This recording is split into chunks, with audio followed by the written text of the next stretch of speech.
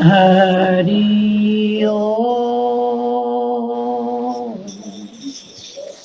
ओम गुरु ब्रह्मा गुरु विष्णु गुरुदेवो महेश्वरा गुरु साक्षात् परम ब्रह्म तस्मै श्री गुरुदेव नमः।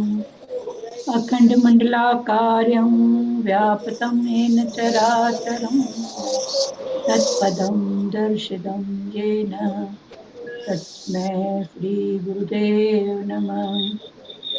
ॐ ब्रह्मानन्दं परम सुखदं केवलं ज्ञानमूर्तिं द्वन्द्वातीतं गगनसदृशं तत्त्वमस्यादिलक्ष्यम् एकं नित्यं विमलचलं सर्वादिसाक्षिभूतं भावातीतं त्रिगुणरहितं सद्गुरु त्वं नमामि। सद्गुरु त्वं नमामि। सद्गुरु त्वं नमामि। ध्यानमूलं गुरुमूर्ति पूजामूलं गुरुपदम् मन्त्रमूलं गुरुवाक्यं मोक्षमूलं गुरुकृपा। मोक्षमूलं गुरुकृपा। मोक्षमूलं गुरुकृपा। ॐ गुरु जय गुरु सच्चिदानंद गुरु। ॐ गुरु जय गुरु सच्चिदानंद गुरु। सच्चिदानंद गुरु आत्मानंद सत्य गुरु। सच्चिदानंद गुरु आत्मानंद सत्य गुरु। ओम गुरु जय गुरु सच्चिदानंद गुरु। आगे आगे पढ़ रहे हैं फिर से हम। दशम स्कंद उत्तरार्ध। कृष्णाय वासुदेवाय हरे परमात्मने प्रणत क्लेशनाशाय गोविंदाय नमो नमः। प्रणाम करने वालों के दुख हरता श्री कृष्ण वासुदेव हरि परमात्मा गोविंद को बार बार नमस्कार हो। सभी साधनों का फल है मन शुद्धि। इसके लिए मनुष्य भांति भांति के साधन करता है। जगत विकृत नहीं हुआ। मन की अशुद्धि के कारण ही जगत विकृत लगता है। इस जग में ज्ञानी भी है और अज्ञानी भी। ज्ञानी के लिए ये जगत आनंददायी है और अज्ञानी के लिए दुखदायी। ज्ञानी का मन अति शुद्ध होता है और अज्ञानी का पशु सा जड़। काम क्रोध आदि विकार मन को अशुद्ध करते हैं। मन निर्विकार निर्वासनामय बनेगा तभी शुद्ध होगा। शुद्ध हुआ मन निष्काम बनेगा और तभी ज्ञान का उदय होगा। मन शुद्धि के लिए योगी जन ध्यान धारणा प्रत्याहार प्राणायाम आदि करते हैं, किंतु कई बार ऐसा करने पर भी मन पूर्णतः शुद्ध नहीं हो पाता। जब श्री कृष्ण विरह से व्याकुल होकर कृष्ण दर्शन के लिए प्राण छटपटाने लगते हैं, तब मन शुद्ध होता है। विरह अग्नि में मन की मलिनता जल जाती है। साधारण जन तो प्रभु विरह सह लेता है, किंतु संतों के लिए तो प्रभु विरह असह है। उनकी दर्शन आतुरता शरीर को जलाकर मन को तन्मय कर देती है, तब वे ईश्वर का अनुभव करते हैं। वैसे तो ईश्वर सर्वत्र हैं। कृष्ण विरह में जलते हुए वज्रवासी आंसू बहाने लगते हैं। उन्हें वृंदावन शमशान सा लगता है। विरह में जब जीव बेचैन हो जाता है, तब अपने प्रिय पात्र की मधुर छवि उसकी दृष्टि में तैरने लगती है। संयोग की अवस्था में तो वह प्रिय एक दिखाई देता है, जबकि विरह अवस्था में स्थान स्थान पर कई रूपों में वह दिखाई देता है। वियोग अवस्था में तो जहां जहां दृष्टि जाती है वहां वहां अपना प्रिय पात्र दृष्टिगोचर होता है। गोपी प्रेम की कथा उद्धव जी के प्रसंग के साथ समाप्त हुई। गोपियां प्रेम लक्षणा भक्ति की आचार्य है। संसार व्यवहार निभाते हुए भी किस प्रकार प्रभु की भक्ति की जा सके वह उन्होंने बतलाया। भागवत में हर चरित्र के अंत में उसका रहस्य भी निर्विकृष्ट है। कंस और कंस की रानियां, अस्थि और प्राप्ति की बातें हमने देख ली। नीति अनीति से किसी भी प्रकार के हथकंडे अपनाकर धन कमाने वाला व्यक्ति कंस है। जब से लोगों ने धन को ही सभी सुखों का आधार माना और बैंक बैलेंस की चिंता में खोए रहने लगे, तभी से पाप बढ़ता ही जा रहा है। कंस बढ़ते ही जा रहे हैं।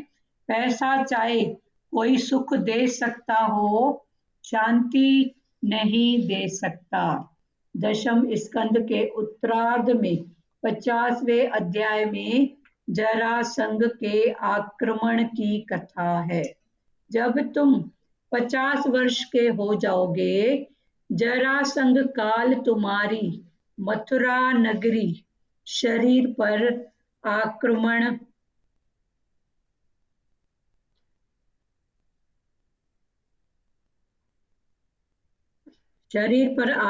करेगा। जरासंध वृद्धावस्था है, हमारी उत्तरावस्था ही जरासंध है जो शरीर के कई अंगों पर धावा बोल देती है। 50 वर्ष पूरे होने पर जरासंध आता है। जीवन का पूर्वार्ध समाप्त हुआ और अब उत्तरार्ध आया है। वृद्धावस्था शुरू हो रही है। जरासंध के आने पर मथुरा का गढ़ टूटने लगता है। आंखों की, कानों की, हाथ पांव की शक्ति क्षीण होती जाती है। 40वां वर्ष शुरू होते ही प्रवृत्ति में कटौती करनी शुरू करनी चाहिए। प्रभु की सेवा का समय बढ़ाते जाना चाहिए। श्री कृष्ण ने जरासंध को 17 बार पराजित किया, तो वह 18वीं बार काल यवन को साथ लेकर आया। उसने काल को पहले भेजा। जब जरासंध वृद्धावस्था अपने साथ काल यवन काल को भी ले आता है, तब बचना आसान नहीं है। जरासंध और काल यवन एक साथ आ धमके तो श्री कृष्ण को मथुरा छोड़कर द्वारिका जाना पड़ा। द्वारिका अर्थात ब्रह्म विद्या। द्वारिका ब्रह्मधास्या ब्रह्म विद्या अर्थात श्री कृष्ण ने ब्रह्म विद्या का आश्रय लिया। मथुरा मानव काया छोड़कर ब्रह्म विद्या का आश्रय भगवान को भी लेना पड़ा। जब वृद्धावस्था अपने साथ काल को भी ले आए, तब द्वारिका ब्रह्म विद्या का आश्रय ले लो। ब्रह्म विद्या द्वारिका के द्वार काल और जरासंध के लिए खुल नहीं सकते। ब्रह्मनिष्ठ को काम, भोग, काल या वृद्धावस्था सता नहीं सकते। वृद्धावस्था में बूढ़ा 17 बार बीमार होकर बच जाता है, किंतु 18वीं बार तो काल उसे नहीं छोड़ता। जरासंध का त्रास अर्थात जन्म मृत्यु का त्रास। जन्म लिया है तो जरा और मृत्यु की व्यवस्था सहनी ही पड़ेगी। फिर से पढ़ रहे हैं, ध्यान से सुनो। दशम स्कंद उत्तरार्ध। कृष्णाय वासुदेवाय हरे परमात्मने प्रणत क्लेश नाशाय गोविंदाय नमो नमः। इसका मतलब है प्रणाम करने वालों के, भगवान को, कृष्ण को, सतगुरु को प्रणाम करने वालों के दुख हरता श्री कृष्ण वासुदेव हरि परमात्मा गोविंद को बार बार नमस्कार है। अभी भाव बनाओ, ये सब जो है ना नमस्कार का भाव, तो ऐसा बार बार नमस्कार है। सभी साधनों का फल है मन शुद्धि। अभी साधन कौन से?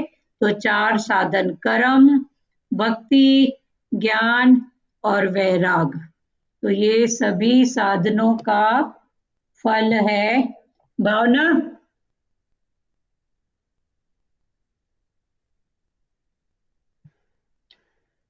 सभी साधनों का फल है मन शुद्धि। तो कौन कौन से साधन? पहला कर्म, कर्म करते करते भक्ति, भक्ति करते करते ज्ञान, फिर ज्ञान के बाद आया वैराग।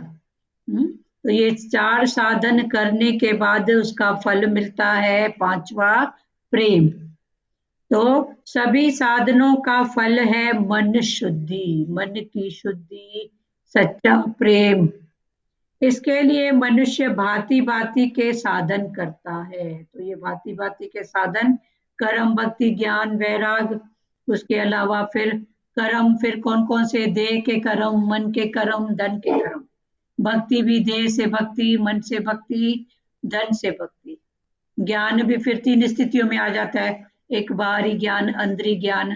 तन का ज्ञान अलग है, मन का अलग है, धन का अलग है। तन का ज्ञान माना शरीर को खिलाना पिलाना सुलाना उठाना समथिंग, ये जो बाहर की बातें हैं, ये तन का ज्ञान। और मन का ज्ञान, ये भगवान के जो वचन। और धन का ज्ञान माना प्रकृति है। तो जो भगवान बोलते हैं ना, ज्ञान को विज्ञान सहित उठाओ, तो ये जो विज्ञान सहित की जो बात है, ये है धन का ज्ञान। तो फिर ज्ञान में भी 3 स्थिति आ गई। तो कर्म, भक्ति, ज्ञान, फिर वैराग। फिर वैराग माना राग भी नहीं है, वैर भी नहीं है। तो तन से भी राग वैर कुछ न हो। मन से, मन माना मन के थॉट जो आते हैं, उनके साथ भी न राग रखो न वैर रखो। समता वाला भाव रखो, प्रेम प्यार वाला भाव रखो। फिर धन से भी वही बात हो, राग भी नहीं वैर भी नहीं। तो ये हो गया वैराग। तब तीनों की, चारों की तीनों स्थितियां हैं, तन से अलग है, मन से अलग है और धन से अलग है। उसके बाद आता है प्रेम। तो सभी साधनों का फल है मन शुद्धि। फिर ये साधन करते करते मन शुद्धि, जैसे जैसे मन शुद्ध होएगा वैसे वैसे प्रेम होता जाएगा, करना नहीं पड़ेगा। तो सभी साधनों का फल है मन शुद्धि। इसके लिए मनुष्य भांति भांति के साधन करता है। तो ये भांति भांति के साधन वही आ गया, कर्म, भक्ति, ज्ञान, वैराग, तन का तप, फास्ट वगैरह जो ये रखते हैं, ये भी तन का तप है, उपवास। वे कुछ टाइम तक इंद्रियों को रोक के रखना, भगवान के भाव में रखना, तो ये सब है तन के तप। इसके लिए मनुष्य भांति भांति के साधन करता है। जगत विकृत नहीं हुआ है, जगत विकृत नहीं हुआ है। मन की अशुद्धि के कारण ही जगत विकृत लगता है। बोलते हैं ना, ये जो है कलयुग, तो भगवान ने बोला कलयुग वो तो समय की बात है, पर ये कलयुग सबसे बड़ा कलयुग है मन का। ये मन का थॉट तम में है तो कलयुग, रज है तो राम का युग, ये कृष्ण का युग, और सत्य है तो राम का युग। जगत विकृत नहीं हुआ है, मन की अशुद्धि के कारण ही जगत भी विकृत लगता है। इस जग में ज्ञानी भी हैं और अज्ञानी भी। जिसको जहां भी कोई भाव उठे, संशय भाव या कुछ अनुभव, तो जरूर उसी समय खुलना। जगत विकृत नहीं हुआ है, मन की अशुद्धि के कारण ही जगत भी विकृत लगता है। कलयुग बाहर नहीं है, बाहर तो जो समय की बात है, पर भगवान ने बोला कलयुग मना, ये मन की स्थिति है एक। जगत विकृत नहीं हुआ है, मन की अशुद्धि के कारण ही जगत विकृत लगता है। इस जग में ज्ञानी भी हैं और अज्ञानी भी। तो ये जगत में ज्ञानी भी हैं और अज्ञानी भी। ज्ञानी के लिए ये जगत आनंददायी है और अज्ञानी के लिए दुखदायी है। तो इस जगत में ज्ञानी भी है और अज्ञानी भी है। ज्ञानी के लिए भी वही परिवार संसार, जो बाहर की जो भी स्थिति है, ज्ञानी के लिए भी है, अज्ञानी के लिए भी है। पर भगवान ने बोला ज्ञानी ये जगत आनंद की दृष्टि से देखता है और अज्ञानी दुख से। तो ये दुख और सुख क्या है? फिर भगवान ने बोला दुख सुख ये सब तेरे मन के थॉट हैं। पहले समझो ये दुख और सुख क्या है, ये मन के थॉट हैं। फिर दूसरे पल भर भगवान ने बोला ये मन के थॉट तो हैं, पर ये मन के थॉट कौन से हैं? बदलने वाले, चेंजेबल। तो जो चेंजेबल चीज है उसको पकड़ के दुखी सुखी होने का कोई सेंस ही नहीं निकलता है, मतलब ही नहीं निकलता है। पर जब तक उस बात को नहीं समझते हैं तो कभी सुखी कभी दुखी। तो जो ज्ञानी है उन्होंने ऐसा पुरुषार्थ किया है कि ये भी बदलने वाला, मिथ्या मिथ्या करके। तो वो हर भाव को, हर बात को, हर सिचुएशन को मिथ्या करके देखते हैं।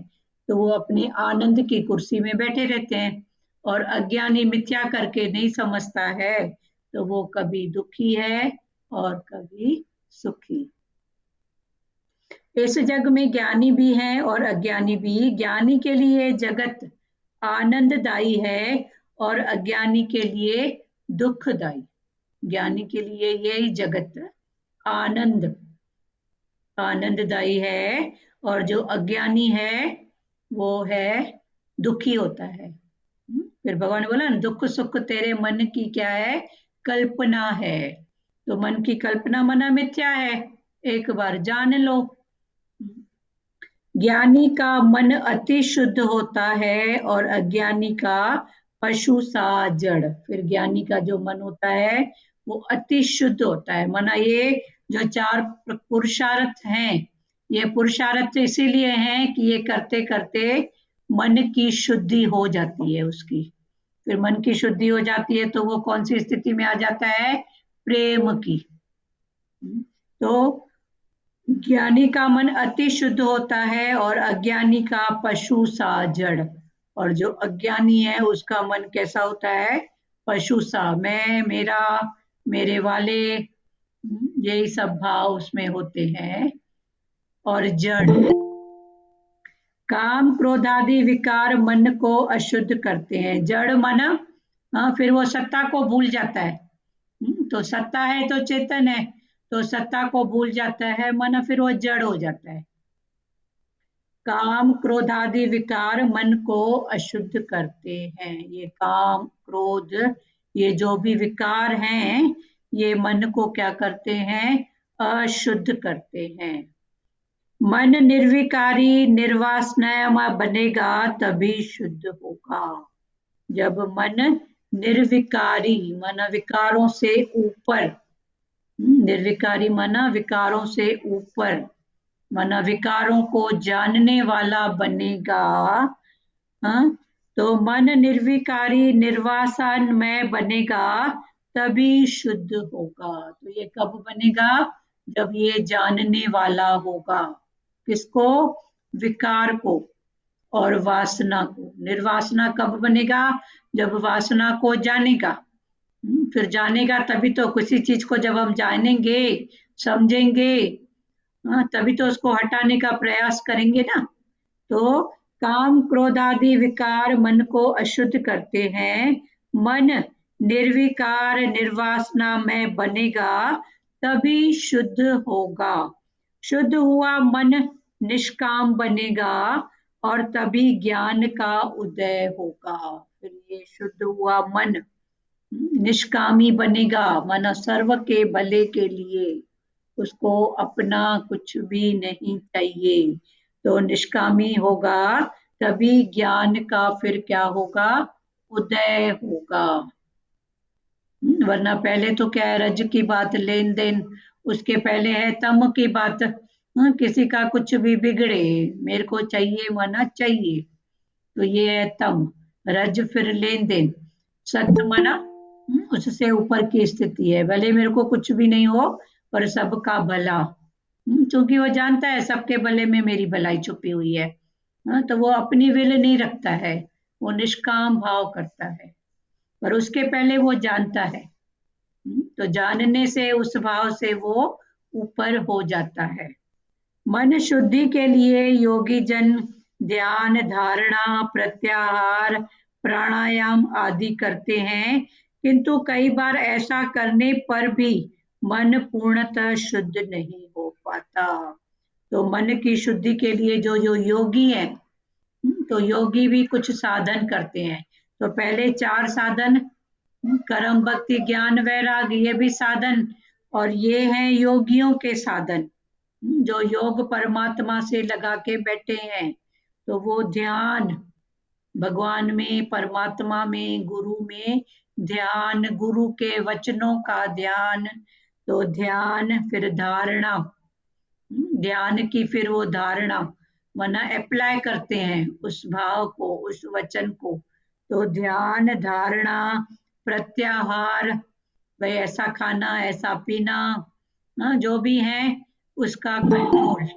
प्रत्याहार, प्राणायाम, प्राणायाम एक है वासनायाम, एक है प्राणायाम। तो प्राणायाम माना ये भी श्वास, जो प्राण है, किस भाव में गए, वासना में गए कि भगवान के भाव में गए, तो ये है वासनायाम। और एक है प्राणायाम, माना प्राणों को भगवान के भाव में। तो वासनायाम और प्राणायाम, तो वो प्राणायाम में रहते हैं कौन, ज्ञानी।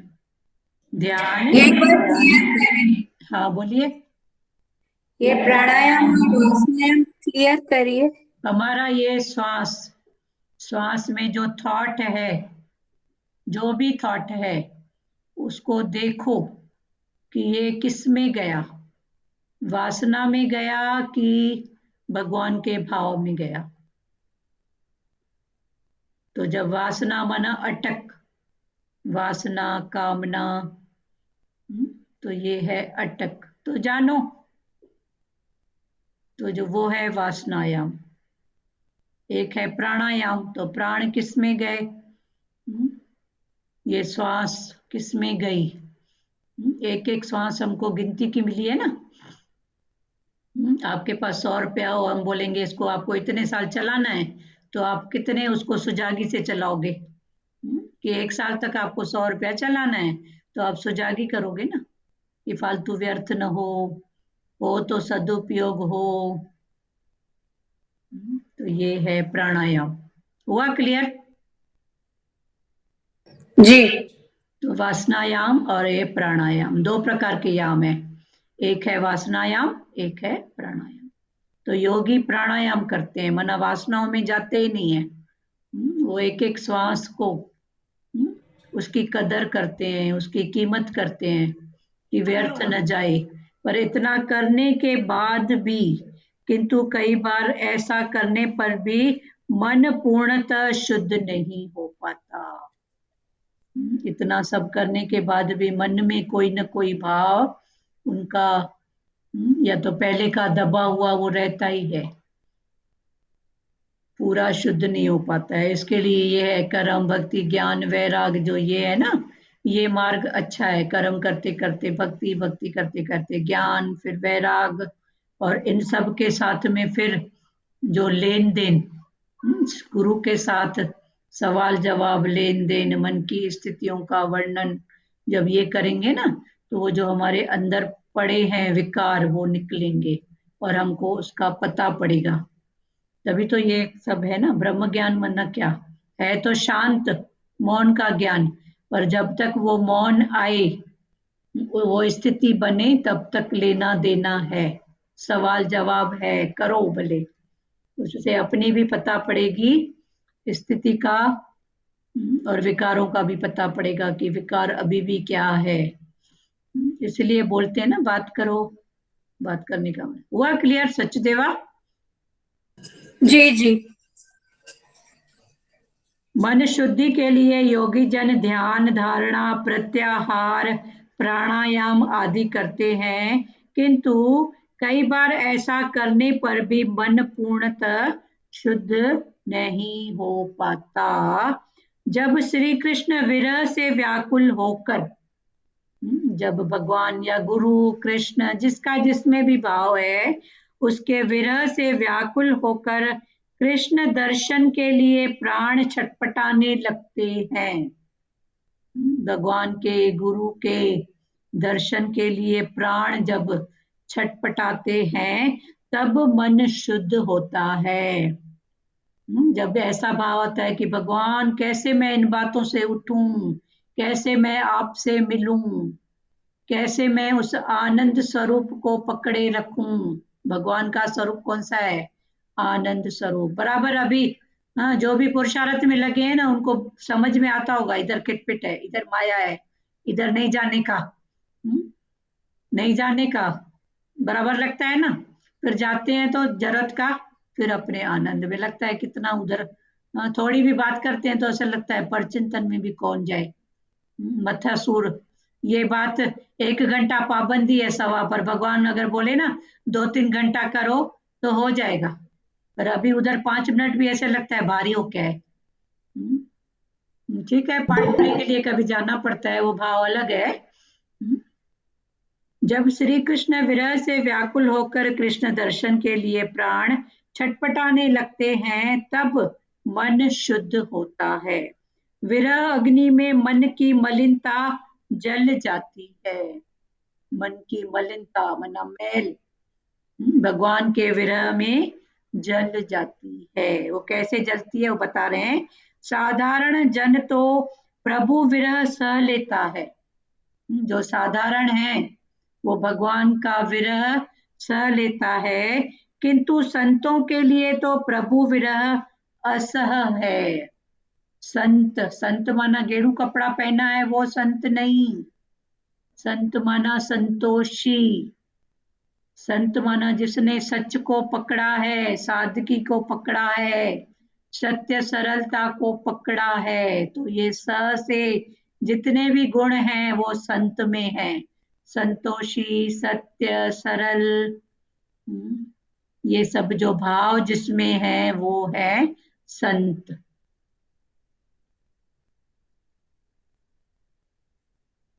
स्वाभिमानी भी आता है इसमें। हाँ बेटा, इसमें स्वाभिमानी भी आता स्वाभिमानी। है। आपने कहा ना स से जो भी है, हाँ, स्वाभिमान हो संतोष, ना, सरल। आत्मा का स्वाभिमान हो ना, स्व का अभिमान, मैं कौन हूँ, तो मैं हम्म कौन हूँ तो स्व आत्मा, तो आत्मा का अभिमान तो हम्म होना चाहिए ना, मैं वही आत्मा हूँ। तो हम्म। ये तो स से है उसके गुण, संतोषी, सरल, सादगी, सच। स्वाभिमान भी अच्छा हम्म। भाव बताया आपने, वरना स्व का अभिमान। लेकिन स्वर्ग मतलब अपने आप का भगवान के प्रति स्वाभिमान, के मैं मतलब भगवान में लगा हुआ हूँ उसका स्वाभिमान है, ऐसा हाँ स्वाभिमान नहीं। हाँ, वो कर्म का स्वाभिमान हुआ।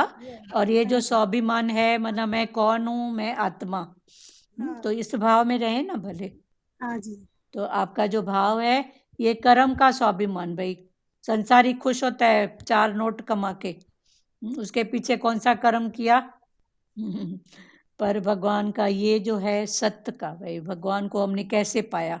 आज भले ये कर्म का भाव आप करो ना, अहंकार क्यों नहीं, वरना आज देखो सब प्रकृति में कैसे वांदे होके बैठे हो। तो ये भी एक भले हो ना अहंकार, कि गुरु ने ऐसी रमज समझ दी पर आपने उसको अप्लाई तो किया ना, वरना ये टाइम क्या किचन में सेवा नहीं है, क्या परिवार वालों को जरूरत नहीं है आपकी, क्या नहीं है, पर कैसे कैसे करके आपने वो भाव वो समय निकाला गुरु के भाव में। पर निकाला कब, जब जाना। फिर आती है घूम फिर कर बात जानने में, तो जानो कब जाना, जब हमने इसमें भी अपना मतलब समझा तो निकला ना। पहले इसको महत्व नहीं देते थे, मतलब नहीं होता था, तो वही बैठे रहते थे। वही उस बैठे रहते थे ना। कोई फलाना आए खाना खाए, टीरा आए पानी पिए, इसीलिए बैठे रहते थे।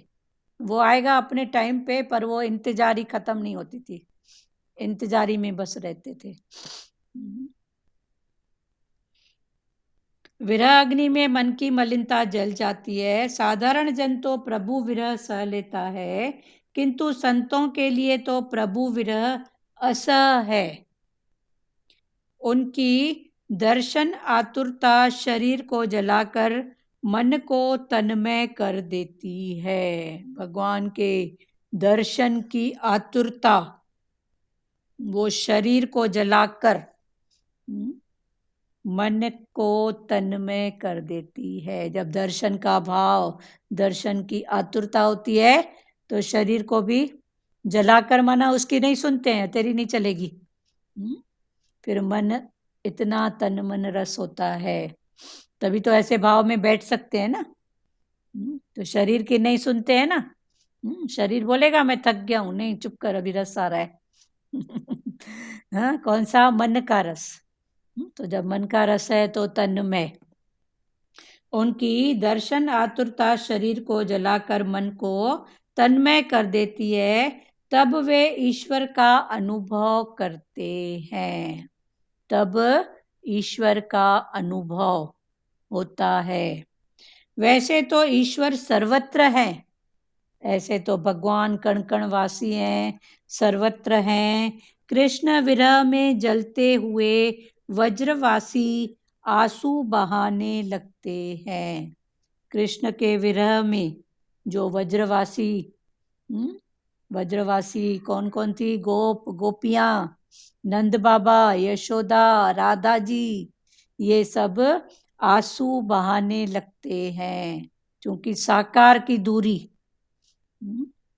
उन्हें वृंदावन शमशान सा लगता है।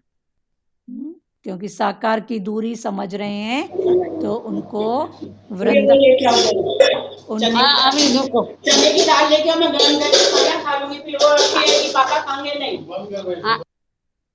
एकता बेटा म्यूट करके बात किया करो।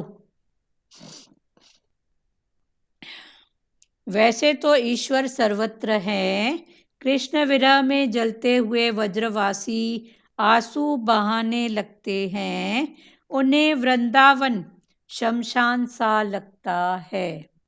तो उनको वृंदावन कैसा लगता है? शमशान के समान। कब लगता है? कृष्ण के विरह में। विरह माना वो तो सदा ही है, पर साकार का दर्शन उनको नहीं हो रहा है। विरह में जब जीव बेचैन हो जाता है, तब वह अपने, विरह में जब जीव बेचैन हो जाता है, तब वह अपने प्रिय पात्र की मधुर छवि उसकी दृष्टि में तैरने लगती है। जब दूरी, साकार का दर्शन नहीं होता है, तो उसका जो प्रिय पात्र होता है, 2 दिन पहले कि कभी पति बाहर जाता है या मोह वाले बाहर जाते हैं तो बार बार उसका थॉट आता है, क्योंकि विरह है, दूरी है। तो अभी वही भाव भगवान के लिए भी बताया गया है कि विरह में जब जीव बेचैन हो जाता है, तब अपने प्रिय पात्र की मधुर छवि उसकी दृष्टि में तैरने लगती है। उसके अभी आंखों में आया मना, आंखों के पहले मन में आया, इधर थॉट आया तो इधर भाव आया, इधर दर्शन हुआ तो इधर भाव हुआ, फिर मन का और इंद्रियों का कनेक्शन। संयोग की अवस्था में तो वह प्रिय एक दिखाई देता है, जबकि विरह अवस्था में स्थान स्थान पर कई रूपों में वह दिखाई देता है। जब संयोग होता है, सामने होता है तो एक, पर जब वियोग होता है तो हर जगह फिर वही दिखता है। तो पण वियोग अच्छा ना। भगवान अपनी पक्ता करवाने के लिए ही वियोग देते हैं, वरना भगवान तो है ही हैं, पर है ही है कि जो पक्का होए उसके लिए वियोग का भाव। वियोग अवस्था में तो जहाँ जहाँ दृष्टि जाती है वहाँ वहाँ अपना प्रिय पात्र दृष्टि गोचर होता है। वियोग में जहाँ जहाँ दृष्टि जाती है वहाँ वहाँ हमारा जो प्रिय है वो दिखता है। गोपी प्रेम की कथा उद्धव के प्रसंग के साथ समाप्त हुई। गोपी के प्रेम की जो कथा वो उद्धव के प्रसंग के साथ समाप्त हुई। उद्धव जब गया था गोपियों के पास मथुरा में, वृंदावन में, तो उस समय गोपी प्रेम की जो कथा थी वो समाप्त हुई। गोपियां प्रेम लक्षणा भक्ति की आचार्य हैं।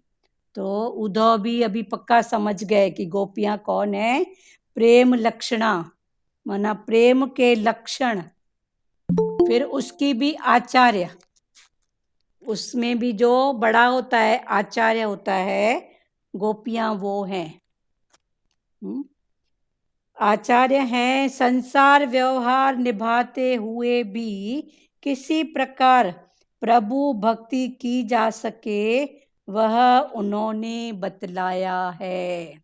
तो आचार्य हैं माना गोपियों ने क्या बतलाया है कि संसार में रह के आचार विचार जो भी हैं सब कुछ करते हुए भगवान में कैसे रहें, तो ये भाव गोपियों ने बतलाया है। तभी गोपियां प्रेम लक्षणा की आचार्य, आचार्य माना मुखिया बोलो, बड़े बोलो, मेन बोलो, हेड बोलो, वो आचार्य।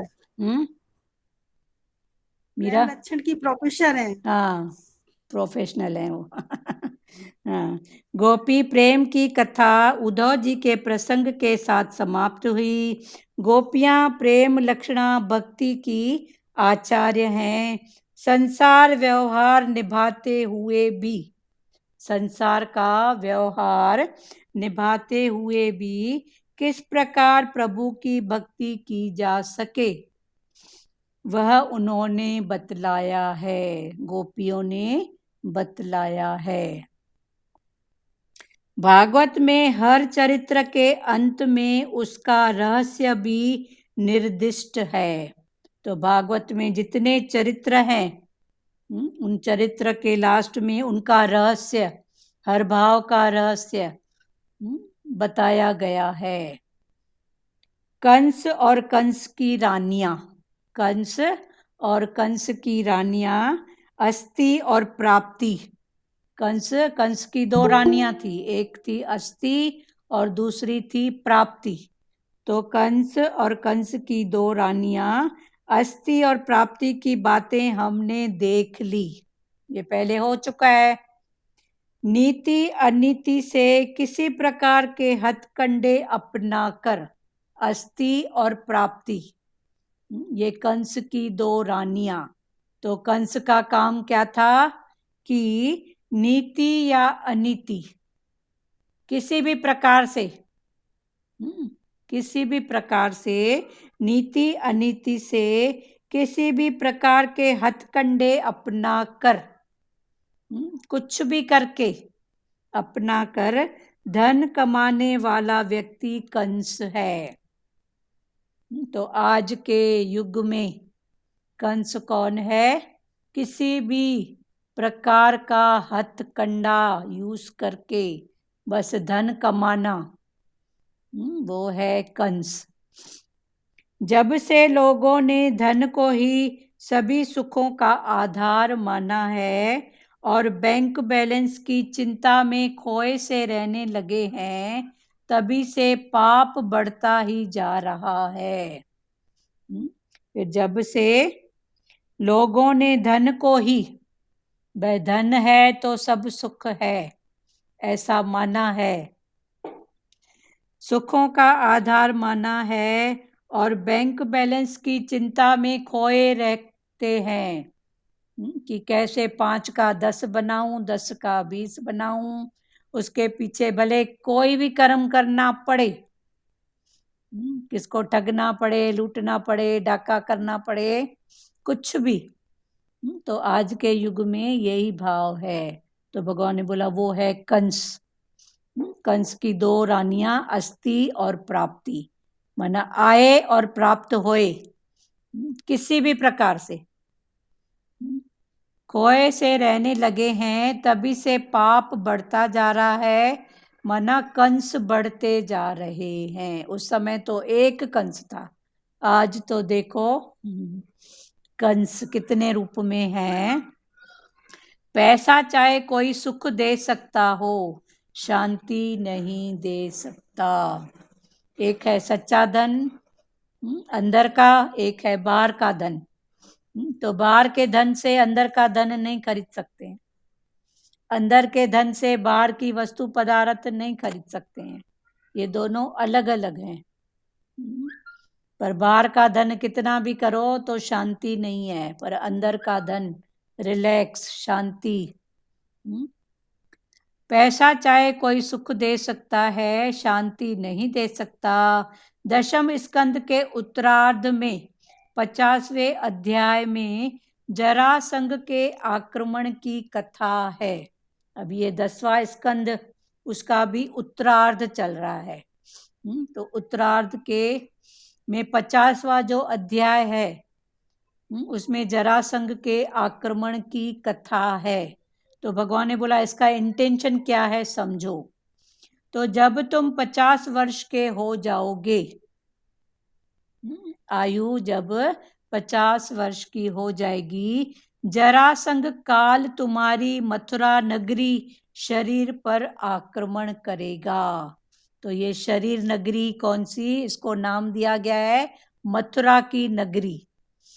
तो मथुरा की नगरी पर जरासंध 50 वर्ष की उम्र में आक्रमण करेगा, माना किसी न किसी रूप में शरीर की कमजोरी, तन की, मन की, धन की, कोई न कोई विकार, कुछ न कुछ होएगा।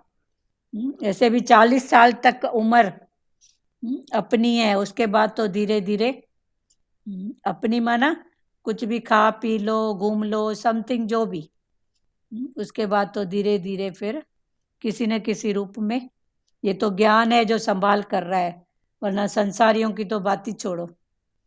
तो ज्ञान है तो खान पान का कुछ परहेज है, कुछ संभाल है, कुछ मन की परहेज है। जब तुम 50 वर्ष के हो जाओगे, जरासंध काल तुम्हारी मथुरा नगरी शरीर पर आक्रमण करेगा। जरासंध वृद्धावस्था है। तो ये जरासंध कौन है, वृद्ध अवस्था, 50 वर्ष के बाद की अवस्था। हमारी उत्तरावस्था ही जरासंध है, जो शरीर के कई अंगों पर धावा बोल देती है। हमारी उत्तरा अवस्था 50 वर्ष के बाद की अवस्था, ये है जरासंध, जो शरीर के कई अंगों पर धावा बोल देती है। किसी न किसी प्रकार से शरीर में कमजोरी, कोई बीमारी का लग जाना। 50 वर्ष पूरे होने पर जरासंध आता है, मथुरा नगरी में जरासंध आता है। 50 वर्ष पूरे होते हैं तो जीवन का पूर्वार्ध समाप्त हुआ और अब उत्तरार्ध आया। वृद्धावस्था शुरू हो रही है। जरासंध के आने पर मथुरा का गढ़ टूटने लगता है। तो जरासंध के आने पर ये जो नगरी है, शरीर रूपी नगरी मथुरा, तो इसका जो गढ़ है वो टूटने लगता है, धीरे धीरे कमजोर। वैसे भी देखो इस शरीर को कितना भी खिलाओ पिलाओ, आराम कराओ, रोज पीछे है, आगे नहीं है। किसी न किसी रूप में कल जो ताकत थी आज नहीं है, आज है वो कल नहीं रहेगी। ये तो सही है ना, मिथ्या है, चेंजेबल है, तो इसमें भी क्या अटक। कल इतना काम कर सकते थे, आज कल हो सकता है न भी हो। शरीर से सेवा, वृद्धावस्था शुरू हो रही है, जरासंध के आने पर मथुरा का गढ़ टूटने लगता है। कईयों का होता है ना, पहले मैं इतना खाती थी, अभी नहीं खा पाती हूँ तो नहीं खा पाती है तो वो समय की, उम्र की बात है ना, दुखी सुखी होने की बात थोड़ी है, वो तो समझ की बात है। पर जो नहीं समझते हैं वो उसको भी दुख पकड़ के, पहले मैं इतना हजम कर लेती थी, इतना काम करती थी, इतना ऐसा करती थी, फिर दुखी। तो भगवान ने बोला ये दुखी होने का विषय थोड़ी है, ये तो समझ का विषय है ना। वृद्धावस्था शुरू हो रही है, जरासंध के आने पर मथुरा का गढ़ टूटने लगता है। आंखों की, कानों की, हाथ पांव की शक्ति क्षीण होती जाती है। मथुरा का गढ़ टूटना माना धीरे धीरे हाथ की, पांव की शक्ति फिर धीरे धीरे थोड़ी क्षीण होने लगती है। 40वां वर्ष शुरू होते ही इसके लिए भगवान फिर समझा रहे हैं, क्या करो कि 40वां वर्ष शुरू होते ही, जैसे ही 40वां वर्ष शुरू हो तो होते ही प्रवृत्ति में कटौती करनी शुरू करनी चाहिए प्रवृत्त। थोड़ा थोड़ा निवृत्ति में आते जाओ। तो प्रवृत्ति में कटौती करोगे तो फिर निवृत्ति में, माना प्रवृत्त माना ये चाहिए, ये चाहिए, ये चाहिए, ये जरूरी है, उसके बाद इसके बिना भी, इसके बिना भी, इसके बिना। पहले प्रवृत्त, ये कर सकती हूँ, ये कर सकती हूँ, ठीक है, ये हुआ तो ठीक है, नहीं हुआ तो कोई बात नहीं। या ये चाहिए, ये चाहिए, तो चलो इसके बिना भी तो हो सकता है ना गुजारा, नहीं हो सकता है क्या जो उसके पीछे हाय हाय करूं। तो हो रहा है क्लियर?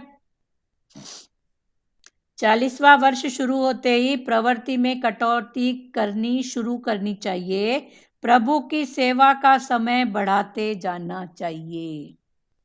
संसार से प्रवृत्ति को घटाकर फिर प्रभु की सेवा, भगवान के भाव में, रिलैक्स में।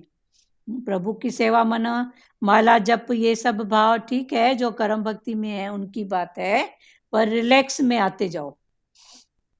श्री कृष्ण ने जरासंध को 17 बार पराजित किया। श्री कृष्ण ने जरासंध को 17 बार पराजित किया, तो वह 18वीं बार काल यवन को साथ लेकर आया।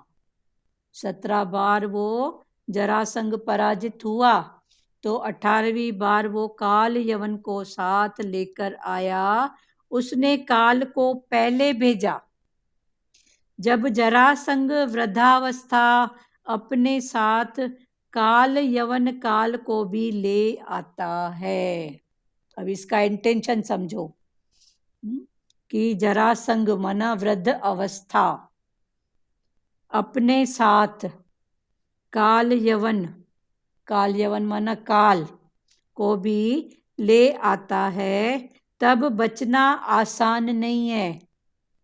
काल से आज तक कोई बच नहीं पाया है, तब बचना आसान नहीं है। जरासंध और काल यवन एक साथ आ धमके तो श्री कृष्ण को मथुरा छोड़कर द्वारिका जाना पड़ा। जरासंध और काल यवन जब एक साथ आए तो भगवान कृष्ण भी मथुरा छोड़कर द्वारिका गए। द्वारिका अर्थात ब्रह्म विद्या। अभी फिर इसका इंटेंशन समझो। अभी द्वारिका माना ये तो कथा की बात है कि वहां से फिर भगवान आगे निकले। अभी द्वारिका माना ब्रह्म विद्या। 40 साल में काल यवन कभी भी आ सकता है, तो धीरे धीरे निवृत्ति में आते जाओ, प्रवृत्ति नहीं, निवृत्ति। और 50 साल की उम्र मन काल की उम्र कभी भी आ सकता है। तो ये सब इस भाव से समझो। जरासंध काल यवन 17 बार परास्त हुआ, 18वीं बार 17 बार बीमारी से उठा, पर 18वीं बार नहीं उठ पाया। आखिर काल उसको पकड़ ही लिया। तो कितना बचोगे? आखिर तो पकड़ाओगे ना काल के हाथ में। द्वारिका अर्थात ब्रह्म विद्या। तो भगवान भी फिर द्वारिका में आए। तो द्वारिका का मतलब है ब्रह्म विद्या। द्वारिका ब्रह्म धस्या सा ब्रह्म विद्या, अर्थात श्री कृष्ण ने ब्रह्म विद्या का आश्रय लिया। तो भगवान भी मथुरा में आए, माना भगवान ने ब्रह्म विद्या का आश्रय लिया। तो 40 साल अपनी उम्र, उसके बाद आओ निवृत्ति में, 50 साल के बाद पता नहीं कब काल। अभी तो कलयुग है, पहले के युग में तो चलो 100 सवा 100 साल तक हो जाता था। अभी 70-80 तक भी कोई जाए, माना वो भाग्यशाली है। द्वारिका अर्थात ब्रह्म विद्या। द्वारिका ब्रह्मधस्या सा ब्रह्म विद्या, अर्थात श्री कृष्ण ने ब्रह्म विद्या का आश्रय लिया। उसके बाद ये ब्रह्म ज्ञान, ब्रह्म विद्या, उसका आश्रय लो। ब्रह्म ज्ञान सुनो, समझो, हर रूप में देखो। मथुरा मानव काया को छोड़कर ब्रह्म विद्या का आश्रय भगवान को भी लेना पड़ा। जब भगवान के लिए ब्रह्म विद्या का आश्रय जरूरी था, तो आज हम सब के लिए कितना जरूरी है। फिर इस बात में आओ, जब भगवान के लिए भी ब्रह्म ज्ञान, ब्रह्म विद्या जरूरी थी, तो आज हम संसार में कलयुग के भाव में कितनी जरूरी है हम सब के लिए। मथुरा मानव काया छोड़कर ब्रह्म विद्या का आश्रय भगवान को भी लेना पड़ा। जब वृद्ध अवस्था अपने साथ काल को भी ले आए, जब ये वृद्ध अवस्था अपने साथ काल को भी ले आए, तब द्वारिका ब्रह्म विद्या का आश्रय ले लो। उस समय किसका आश्रय लो? ब्रह्म विद्या, ब्रह्म ज्ञान, हर रूप में देखो ही ब्रह्म, उसका आश्रय ले लो। ब्रह्म विद्या द्वारिका के द्वार काल और जरासंध के लिए खुल नहीं सकते। किसके लिए?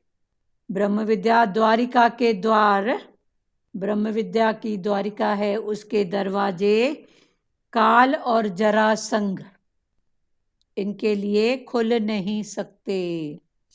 ब्रह्म विद्या को काम, भोग, काल या वृद्धावस्था सता नहीं सकते, खुल नहीं सकते। माना ये जो ब्रह्म विद्या है, जिसने भी हर रूप में ब्रह्म का चिंतन, ब्रह्म का भाव, ब्रह्म को फील किया है और ब्रह्म का दर्शन किया है, उसको काम, भोग, कामना और भोग, काल या वृद्ध अवस्था सता नहीं सकते, क्योंकि उसकी दृष्टि ब्रह्म पर है, आत्मा पर है, शरीर पर नहीं है। ये सब जो बातें हैं, कामना, भोग, काल, एक काल समय, एक काल मरण, समय को भी काल कहते हैं, और जो आखिरी पल होता है उसको भी काल बोलते हैं। वे काल लेने आ गया, तो काल माना समय, काल माना शरीर का आखिरी पल। ब्रह्म निष्ठ को काम, भोग, काल या वृद्ध अवस्था सता नहीं सकते। वृद्ध अवस्था में बूढ़ा 17 बार बीमार होकर बच जाता है। बूढ़ा है, 17 बार बीमार होके बच जाता है, किंतु 18वीं बार तो काल उसे नहीं छोड़ता। पक्की बात है, कितना भी कुछ कर लो, काल नहीं छोड़ेगा। जरासंध का त्रास, जरासंध का त्रास अर्थात जन्म मृत्यु का त्रास। तो जरासंध का जो त्रास है, दुख है, माना ये है जन्म मृत्यु का त्रास, दुख।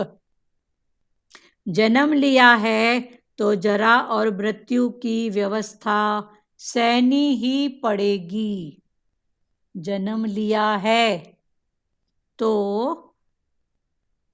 जरा और मृत्यु, जन्म लिया है तो जरा और मृत्यु की व्यवस्था सहनी ही पड़ेगी। दुख और मृत्यु, इसकी जो व्यवस्था बनी हुई है ये सहनी ही पड़ेगी, पक्की बात है।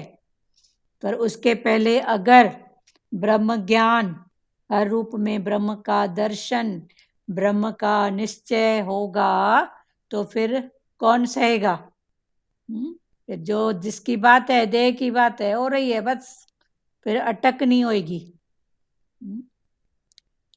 जरासंध का त्रास अर्थात जन्म मृत्यु का त्रास, जन्म लिया है तो जरा और मृत्यु की व्यवस्था सहनी ही पड़ेगी। क्लियर हुआ? अभी चैप्टर फिर चेंज हो रहा है। किसी को बात करना है? आपने एक बार कहा था कि कमजोर मन या कुछ बदलने नहीं देता या बाहर नहीं, तो कैसे बाहर आ सकते हैं? कमजोर मन? हाँ, कुछ ऐसे बीच में बोले थे, ये वीक या लास्ट वीक में। अभी आज के में? नहीं नहीं नहीं। कमजोर मन बाहर नहीं आने देता है ना? हाँ। तो ये कमजोरी है ना, जैसे मोह से कमजोर होता है तो मोह से उठ ही नहीं पाएगा। इच्छाओं की कमजोरी है तो वो अपनी इच्छाओं में फंसा ही रहेगा, कैसे करूं कैसे करूं। तो फिर उसको जानो ना, मोह को, इच्छा को, वासना को जानो, नहीं तो वो बाहर नहीं आने देंगे। सबको लगता है ना ये मेरे पंजरे में रहे, तो ये इच्छाएं वासनाएं हमको क्यों बाहर निकलने देंगी? उनको लगेगा हमारे पास बैठी रहे, हमारी गुलाम बनी रहे। ठीक है? ठीक। तो यही है ना कमजोर मन। कमजोर मन माना कौन सा कमजोर मन? कमजोरी यही है ना हमारी, मोह की कमजोरी, इच्छा की, वासना की, मेरी मैं की, अहंकार मेरी चले, ये भी तो कमजोरी है ना। मेरी क्यों चले भाई? पर कितना ठूस ठूस के पड़ा पड़ा है, मेरी चले। मेरे को कोई पूछे, क्यों पूछे? तू ही पूछ। तो ये सब कमजोरियां हैं, पर हम उसको समझते नहीं है तो लगता है नहीं मेरे को कोई नहीं पूछेगा तो मेरी इज्जत कम हो जाएगी। तो संसारियों को ताकत है क्या किसी को इज्जत करने की और वो करने की? कौन किसको किस क्या इज्जत देता है? अगर सत्य का गुण है, सत्य का भाव है, तो कहाँ जाएगी? ठीक है? क्लियर हुआ ना आपका भाव ऐसे? जी जी। हाँ, तो ये हमारा मन कमजोर है। फिर कमजोर किस में है? फिर उसको जानो, मोह का कमजोर है, लोभ का, उसकी इच्छा है, वासना है, शरीर का मोह भी कमजोर करता है। नहीं भाई मैं ज्यादा काम करूंगी तो काली हो जाऊंगी, थक जाऊंगी, ये भी तो मोह है ना। जी। तो ये भी तो कमजोरी लाता है ना, आगे बढ़ने नहीं देगा, तो ये भी कमजोरी है। तन का मोह, मन का मोह, धन का मोह, ये भी कमजोरियां हैं। कई प्रकार की कमजोरी है, सब में कोई ना कोई कमजोरी है।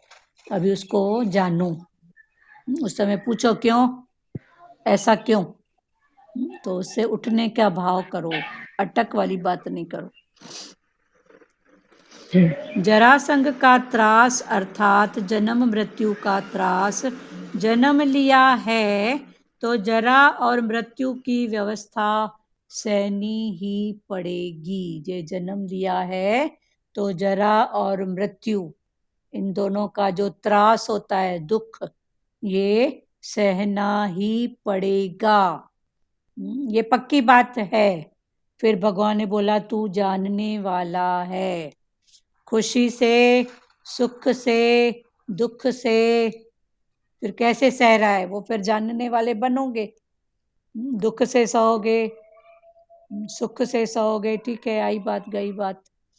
तो ये सब कब होंगे? जब जानने वाले बनेंगे। आगे है नरक क्या है, फिर है नरक की बात। तो नरक क्या है? शंकर स्वामी कहते हैं, तो शंकर स्वामी उनका कहना है कि ये शरीर ही नरकवास है। नरक ऊपर नहीं है, बोलते हैं ना स्वर्ग में गया और नरक में गया, किसने देखा? तो स्वर्ग नरक सब इधर ही है, सब इधर ही है। तेरा थॉट, तेरा भाव, तेरा शरीर, शरीर के साथ मन, मन के विचार, सब स्वर्ग नरक इधर ही है, उधर नहीं है। मरने के बाद नरक किसने देखा? स्वर्ग भी किसने देखा? ये सब मन की कल्पनाएं हैं। जो जीते जी खुश नहीं है वो मरने के बाद बोलेंगे स्वर्ग गया है। हाँ, ठीक है, ये भी एक किसी के प्रति ब्लेसिंग का भाव है, शुद्ध भाव है, ठीक है, पर उसका कर्म उसका भोग। तो जिसका जो जीते जी खुश नहीं है वो मरने के बाद क्या? तभी भगवान बोलते हैं ना, जो है अब है, इस पल है, हमेशा पक्का करो, ये पल मेरा, ये पल मेरा, ये घड़ी मेरी, तो इसका सदुपयोग करो। शंकर स्वामी कहते हैं ये शरीर की नरकवास है, यह शरीर ही नरकवास है, जन्म धारण करना ही नरकवास है, किसी भी समय गर्भवास न करना पड़े ऐसा प्रयत्न करो, फिर से गर्भ में न आना पड़े ऐसा प्रयत्न करो। तो कब आना नहीं पड़ेगा? जब कर्मों से टोटल सुजागी होगी। किसी भी समय गर्भवास न करना पड़े ऐसा प्रयत्न करो। भगवान की प्रेरणा के कारण कुछ महापुरुष भगवान के कार्यों के लिए जन्म लेते हैं, वह उत्तम है। भगवान की प्रेरणा के कारण कुछ महापुरुष भगवान के कार्यों के लिए जन्म लेते हैं, तो ये उनका जन्म नरकवास नहीं है। तो भगवान का कार्य करने के लिए उनका पैगाम, जैसे सतगुरु भगवान हैं, इतने पीर पैगंबर हैं, ये सब क्या कर रहे हैं? भगवान का पैगाम लेके आए हैं, हमको जगाने के लिए आए हैं, संसारियों को, कि जागो, भागो नहीं, जागो, कर्मों से सुजाग रहो। तो वो भी आए तो आकाश से टपके नहीं, उन्होंने भी किसी गर्भ से जन्म लिया, पर उनका जो जन्म है वो नरकवास का जन्म नहीं है। भगवान की प्रेरणा के कारण कुछ महापुरुष भगवान के कार्यों के लिए जन्म लेते हैं, वह उत्तम है, किंतु वासना के बंधनों के कारण जन्म लेना नरकवास है। किंतु वासना के बंधन, वासना का भाव, मन किसी न किसी वासना में अटका हुआ है। दीदी भगवान कहते हैं ना, इच्छाएं और वासनाएं तेरे जन्म मरण का कारण है। हाँ, तेरे जन्म मरण का कारण है। तुम्हारी इच्छाएं और तुम्हारी वासना, हाँ, तो पर ये ये कामनाएं पड़ी है, उसके लिए तुमको जन्म मरण में आना पड़ेगा। हाँ, तो ये जन्म मरण नरकवास है। और नरकवास। कुछ और कुछ संत महापुरुष जो भगवान का पैगाम, प्रेरणा से भगवान की प्रेरणा से भगवान का पैगाम लेके आए हैं। पैगंबर, हाँ, जो पैगंबर आते हैं हाँ, भगवान की प्रेरणा से, तो उनके लिए ये नहीं है, उनके लिए नरकवास नहीं है। उनके को हाँ, हुआ ना क्लियर? किंतु वासना के बंधनों के कारण जन्म लेना नरकवास है। और कोई कुछ बोल रहा है क्या प्यारो? जरासंध और काल यवन के धक्के खाते हुए मथुरा शरीर को छोड़ने की अपेक्षा समझ बूझ कर छोड़ना अधिक अच्छा है। तो ये शरीर है मथुरा। तो भगवान फिर समझा रहे हैं कि जरासंध और काल यवन के धक्के खाते हुए मथुरा, मथुरा माना ये शरीर, शरीर छोड़ने की अपेक्षा समझ बूझ कर छोड़ना अधिक अच्छा है। छोड़ना तो पड़ेगा, छोड़ना तो है, फिर धक्के खा के छोड़ो, दुखी हो के छोड़ो, कि समझ बूझ के छोड़ो, ये फिर भगवान बोलता है अपने ऊपर डिपेंड करता है। समझ बूझ कर छोड़ना अधिक अच्छा है। प्रवृत्ति हमें छोड़ दे, इससे पहले हम ही उसे क्यों न छोड़ दे। प्रवृत्ति हमको छोड़ दे कि अभी तू ज्यादा नहीं कर सकती है, उससे पहले ही भगवान ने बोला तू ही उसको छोड़ दे ना। कितना प्रवर्त होते थे। भगवान ने एक बार वाणी में चलाया था, सतगुरु भगवान ने, कि थकने के पहले कोई भी कार्य कर रहे हो उसको थकने के पहले छोड़ दो। पर हमारी वो स्थिति होती है, जब तक थक नहीं जाएंगे तब तक छूटता ही नहीं है। ऐसे लगता है पता नहीं कौन सा गोल्ड मेडल मिलेगा।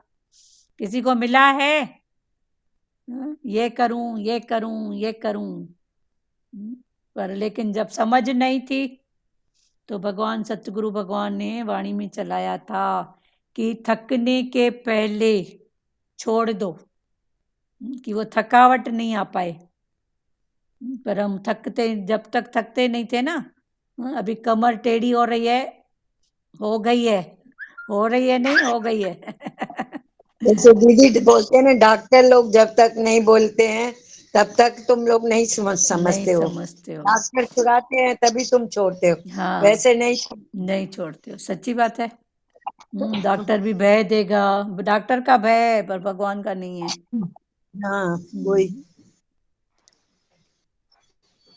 जरासंध और काल यवन के धक्के खाते हुए मथुरा शरीर छोड़ने की अपेक्षा समझ बूझ कर छोड़ना अधिक अच्छा है। फिर छोड़ने में सब बात आ गई, तन के रस, मन के रस, धन के रस जो बाहर मुक्ता में है।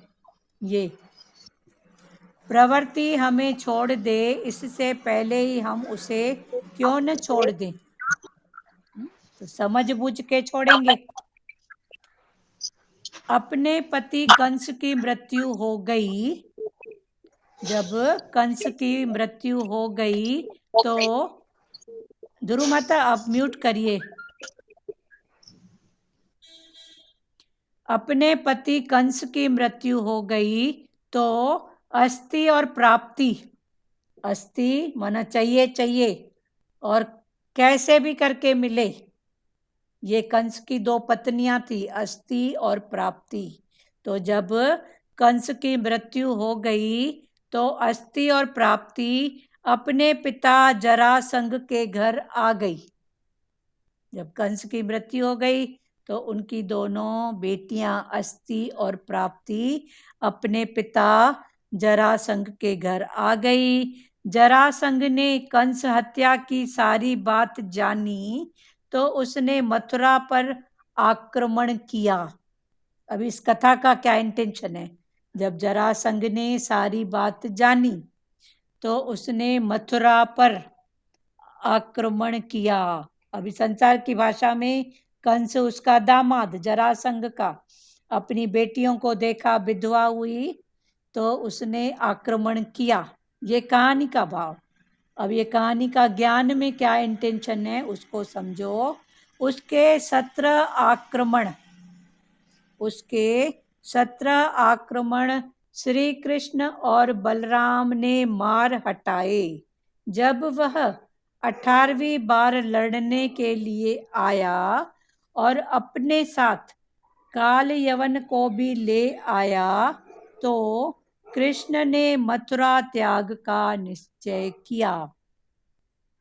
17 बार, जब 8वीं बार आया तो कृष्ण ने बोला कि अभी मथुरा का त्याग करना जरूरी है, माना ब्रह्म ज्ञान की विद्या लेना अभी जरूरी है। अब तो मैं अनर्थ देश, वर्तमान ओखा प्रदेश, वर्तमान में जो ओखा प्रदेश है उस समय था अनर्थ देश में, समुद्र किनारे शांति से रहूंगा। तब कृष्ण भी ब्रह्म ज्ञान की शरण में गए। तो आज हम सब के लिए ब्रह्म ज्ञान कितना जरूरी है, फिर जरूरी भी है, और फिर समय के हिसाब से भगवान ने कितना सरल करके, सहज सरल करके हमको दिया है ये ज्ञान। अब तो मैं अनर्थ देश वर्तमान ओखा प्रदेश में समुद्र किनारे शांति से रहूंगा। हो रही है क्लियर बात? भगवान ने विश्वकर्मा को द्वारिका नगरी के निर्माण का आदेश दिया। अभी भगवान यहाँ से जाएंगे तो कोई नगरी तो है ना। तो शास्त्रों में लिखा हुआ है कि जो घर बनाने का काम करता था ना, महल नगरी बनाने का काम, वो विश्वकर्मा को दिया जाता था। तो भगवान ने विश्वकर्मा को द्वारिका नगरी के निर्माण का आदेश दिया। बड़े बड़े भव्य राजप्रसादों का निर्माण किया गया। तो विश्वकर्मा ने बड़े बड़े राजप्रसाद, राजमहल, उनका निर्माण किया। कहते हैं कि ये महलें इतने तो विशाल थे कि लोगों का द्वार ढूंढने पड़ते थे। ये इतने विशाल थे कि लोग इनका द्वार, कि कहाँ से एंटर हुए, कहाँ से निकलें, इसको ढूंढने पड़ते थे। द्वार कहाँ है ऐसा बार बार पूछा जाने के कारण इस नगरी का नाम द्वारिका पड़ा। तो जब विश्वकर्मा ने नगरी बनाई, अलग अलग महल, घर, जो भी, तो ये नगरी ऐसी बनी कि इंटर का द्वार कहाँ है और निकलने का द्वार कहाँ है ये समझ में नहीं आता था, पूछना पड़ता था। तभी इस नगरी का नाम पड़ा द्वारिका। का अर्थात ब्रह्म, द्वारिका तो द्वार, द्वार माना गेट, फिर किसका? का, द्वारिका, का माना ब्रह्म का गेट कौन सा है? द्वारिका। का अर्थात ब्रह्म, उपनिषद के अनुसार क अर्थात ब्रह्म सूचक है। जहाँ प्रत्येक द्वार पर परमात्मा का वास है, वह नगरी द्वारिका। द्वारिका नगरी माना जहाँ प्रत्येक द्वार पर ब्रह्म का वास, वो नगरी है द्वारिका नगरी। ठीक है, फिर कल आगे पढ़ेंगे, अभी खोलो। फिर ये द्वारिका नगरी एक तो ब्रह्मांड में, और ये शरीर में द्वारिका नगरी कैसे है, फिर इसको कल समझाएंगे। ये शरीर भी हमारी द्वारिका नगरी है। इसमें बोला कि भाई हर दरवाजे पे ब्रह्म का निवास है। हाँ, ब्रह्म का निवास है हर दरवाजे पे। हाँ, पर समझ नहीं है तो कहाँ से एंटर करें, कहाँ से निकलें, पता नहीं पड़ता है। माना फिर ये इंद्रियों की बात आएगी। अच्छा, ये हर इंद्रिय पर हाँ बोलो मीरा जी। हर इंद्रियों पे हमको मतलब वो रखना है अपना, कि जैसे कंट्रोल। मोह, ममता, लोभ, इन सबको जानना, इन सबको हटा करके हमको इनसे पास होना है। का को रखना है। का माना ब्रह्म, द्वारिका। द्वारिका। हाँ, ये द्वारों की है ना, हमारी शरीर भी द्वार है। कितने द्वार हैं देखो। मोह, अहंकार। हाँ, और ये द्वार है ना, आंख, कान, ये शरीर की इंद्रियां। पर ये इंद्रियों के उस पर बिठाओ का को, माना ब्रह्म को। जैसे किसी ने बोला तो हमने उसको अनसुना कर दिया, हमने सुना ही नहीं उसका। कुछ हमको ऐसा दिख रहा है तो उसको देख करके भी हमने हट गए कि हमने देखा ही नहीं है। हाँ, कोई देखा द्वार का ब्रह्म का मतलब उस समय हमको हाँ, ब्रह्म का ज्ञान हो गया। हाँ, ब्रह्म का भाव देखो, फलाना टीरा नहीं। वही द्वारिका है। हाँ, फिर ये कल और अच्छे से खोलेंगे। ठीक है। और अभी ये लास्ट है, ये बहुत भाव से सुनो। ये पूरे भागवत का सार है और इसमें प्लस हमको आर्ट ऑफ लिविंग समझ में आएगा कि हमको रहना कैसे है जी। और हमारे शरीर में ही भगवान, ये सब ये समझाएंगे। तो ये भगवान का हृदय का भाव है। अभी तक गोपियों ने अपना भाव बताया, अब उस भाव को हम कैसे अप्लाई करें ये उत्तरार्ध में है।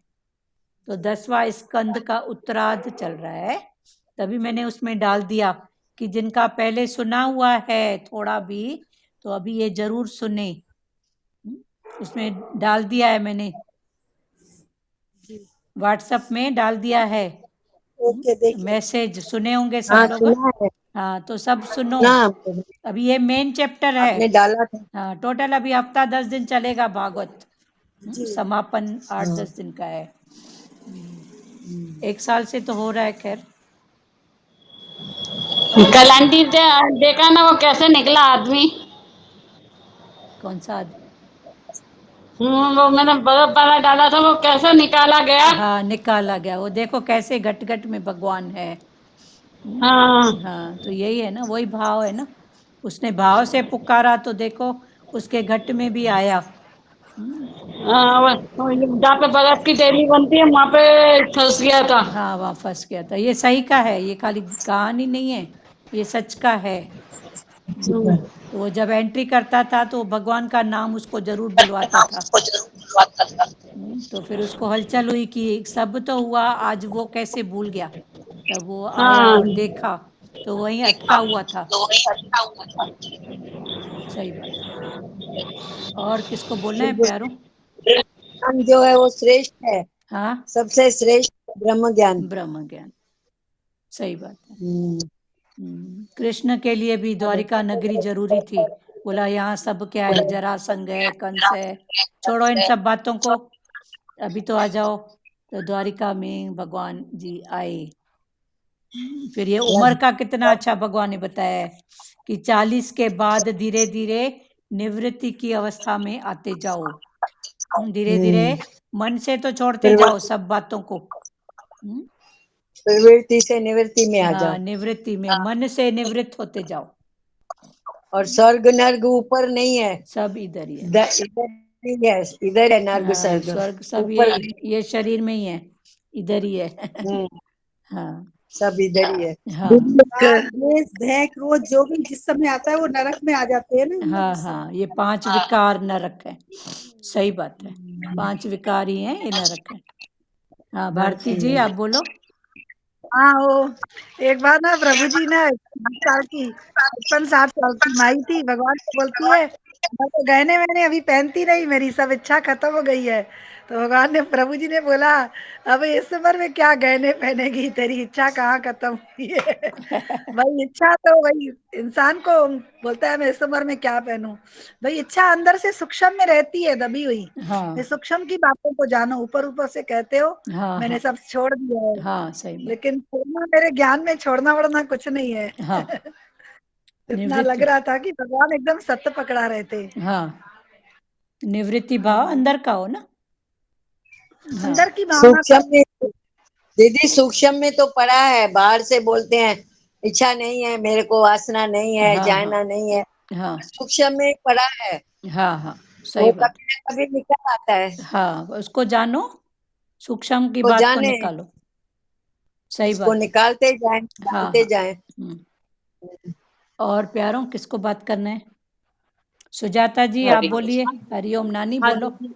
हाँ, वही तो बोलते हैं ना, गुरु ने हमारे भाग खोल दिए है ना, तो हमारे को 40 में ही छुड़ा दिया। हाँ, चलो धीरे धीरे गुरु हमको मिल गया तो हम धीरे धीरे हाँ, छोड़ते जा रहे हैं। चलो नहीं बहुत तो अच्छा। कितनी कितनी थी वासना, ये भी करें ये भी करें, ये खाएं।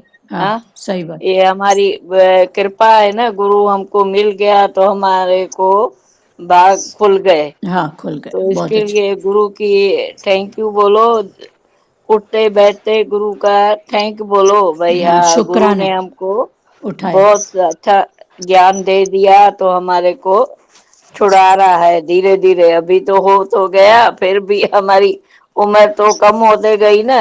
अभी हम 60 के हो गए, 60 और 5 हो गए। हाँ, फिर भी हम बोलते हैं ना शरीर चले भाई, शरीर को ठीक है, हमारी चलना वो अलग बात है, पर वो आसक्ति हाँ और ये विषयों का वो अलग बात हाँ विषय, हाँ है। वो वही तो तो। आखिरी पल तक चले ना, पण किसी की सेवा हाँ क्यों वो ले। अच्छे है ना।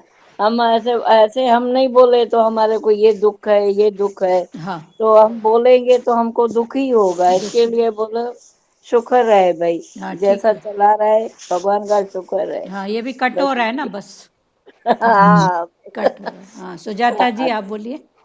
हाँ, जय जय श्री श्री कृष्ण। कृष्ण। हाँ दीदी, वही अच्छा लगा कि 40 के बाद निवृत्ति का भाव रखो हाँ, सब में। अंदर अंदर ये से एक अच्छा निवृत्ति लगा। का भाव हाँ, 40 के बाद। निवृत्ति का भाव हम्म, मतलब एक आर्ट ऑफ लिविंग, जैसे बोलते हैं ना कि आर्ट ऑफ लिविंग ही है जीवन हाँ, जीने का जीवन तरीका। जीने का आर्ट ऑफ लिविंग, सही बात है। हाँ, हम्म, बहुत अच्छा लगा। हाँ और वैसे हिसाब से हम चले, भगवान साथ दे, हाँ, दे क्या, वो तो देगा ही ना। देगा ही। हाँ वो वही उसका तो। रास्ता है, तो सबको लगेगा ना मेरी फौज बढ़े, तो भगवान क्यों हाँ बोलेंगे, भगवान साथ देंगे। हाँ, संसारियों को लगता है मेरी फौज बढ़े, तो भगवान को भी लगता है मेरी फौज बढ़े। लगता है, बिल्कुल बिल्कुल। चलो, बहुत अच्छी बात है। सचदेवा जी आप बोलिए। नहीं, क्लियर है ये, Clear। बहुत अच्छा। मजा आ गया ये 40 और एज का जो है। नहीं, सच निवृत्ति में भाव। ये सच्चाई आज अच्छे से पता लगी है कि ऐसा ही है। हाँ, 40 के बाद निवृत्ति का भाव अंदर से उठते जाओ हर बात हम्म। से। बाकी सबका समय, देश काल पात्र स्थिति वो बात बाहर की है, पर अंदर की जी। स्थिति से उठते जाओ। हम्म। चलो, और प्यारों जिसको बोलना है बात करो। जयसवाल माता आप कुछ वही बोलेंगे। भजन में ना, ब्रह्म ज्ञान में शक्ति बड़ी, हाँ, ब्रह्म ज्ञान में शक्ति बड़ी। सही। ज्ञान सुन ले घड़ी दो घड़ी। हाँ, सही बात है। हाँ, जायसवाल जी आप बोलिए। सार्थक। ये अच्छा लगा कि 40 के बाद मतलब आर्ट ऑफ लिविंग का करना। हाँ आर्ट ऑफ लिविंग 40 के बाद ना, हाँ, 40 के बाद मतलब आर्ट ऑफ लिविंग। हाँ, सही बात है, आर्ट वो से जो चलो। पैसे पैसे के पीछे भागते हैं वो कान से। हाँ, वो नहीं। आज मैंने भी लिखा ब्रह्म ज्ञान में शक्ति एक मिनट, ये बात कोई वचन बोलता है तो नहीं, ज्ञान में बात किया शक्ति करो। मैंने भजन निकला था। हाँ, एक मिनट। हाँ, और सारी बोलो जयसवाल माता। जी, 40 के बाद मतलब है ना, कह रहे अपने पे ही ध्यान, हाँ मतलब हाँ, काम। आर्ट ऑफ लिविंग जो आप बताए वो सही बात है। रहने की एक आर्ट कला से बस अंदर से निवृत्त होते जाओ, आर्ट ऑफ लिविंग। हाँ, और किसी को बोलना है प्यारों। चलो, किसको बोलना है भजन, बोलो जिसको बोलना है भजन। एकता बोलना है भजन बेटा। ध्रुव माता आप बोलेंगे भजन, बोलो। बोलू। ब्रह्म ज्ञान में शक्ति बड़ी, ज्ञान सुन ले घड़ी दो घड़ी। ध्रुव माता ये बोल रहे हैं, आप ब्रह्म नहीं बोलो, एकता बोल रहे हैं। हाँ, ब्रह्म ज्ञान में शक्ति बड़ी, ज्ञान सुन ले घड़ी दो घड़ी। उस इंसान का जीना भी क्या, जिसमें ज्ञान की ज्योति नहीं। उस इंसान का जीना भी क्या, जिसमें ज्ञान की ज्योति नहीं। उसका जीवन का मतलब भी क्या, जिसमें प्रेम की बोली नहीं। उसका जीवन का मतलब भी क्या, जिसमें प्रेम की बोली नहीं है। प्रेम में शक्ति बड़ी, ज्ञान सुन ले घड़ी दो घड़ी। है प्रेम में शक्ति बड़ी, ज्ञान एकता, सुन ले। एकता हाँ आपके पीछे जो बात कर रहे हैं उनको रोको, टीवी चल रही है कि क्या हो रहा है। मम्मी है, मम्मी और भाभी। तो मम्मी और भाभी को थोड़ा, या तो आप नहीं बोलो भजन। बोलो सॉरी, सॉरी सॉरी। हाँ चलो ठीक है, सबको डिस्टर्ब होता है ना, थोड़े थोड़े मिनट सीखो ना सब। हाँ बोलो अभी। क्या कौन सा बोलना है? है प्रेम में शक्ति बड़ी। है प्रेम में शक्ति बड़ी, ज्ञान सुन ले घड़ी दो घड़ी, लाख माया की उलझन बड़ी, गुरु बचनों से बढ़कर नहीं, लाख माया की उलझन बड़ी, गुरु बचनों से बढ़कर नहीं, माया डोर डाले भी तो क्या, गुरु बचनों से पार हो जा, माया डोर डाले भी तो क्या, गुरु बचनों से पार हो जा, सत्संग की महिमा बड़ी, ज्ञान सुन ले घड़ी दो घड़ी, ब्रह्म ज्ञान में शक्ति बड़ी, ज्ञान सुन ले घड़ी दो घड़ी, उसका जीवन भी जीना है क्या, जो सबके लिए न जिया, उसका जीवन भी जीना है क्या, जो सबके लिए न जिया, उसका मरना भी मरना है क्या, जो जीते जी मरना गया, मौत है सामने है खड़ी, ज्ञान सुन ले घड़ी दो घड़ी, मौत है सामने है खड़ी, ज्ञान सुन ले घड़ी दो घड़ी, ब्रह्म ज्ञान में शक्ति बड़ी, ज्ञान सुन ले घड़ी दो घड़ी। चलो हरिओम। श्री हरिओम आंटी। कृष्ण गोविंद एक और हरे मुरारी, हे नाथ नारायण वासुदेवा, श्री कृष्ण गोविंद हरे मुरारी, हे नाथ नारायण वासुदेवा, मात पिता गुरु सखा हमारे, हे लक्ष्मी नारायण वासुदेवा, मात पिता गुरु सखा हमारे, हे लक्ष्मी नारायण वासुदेवा, हरे राम राम राम हरे हरे, हरे कृष्णा कृष्ण कृष्ण हरे हरे, हरे राम राम राम हरे हरे, हरे कृष्णा कृष्ण कृष्ण हरे हरे, हरि ओ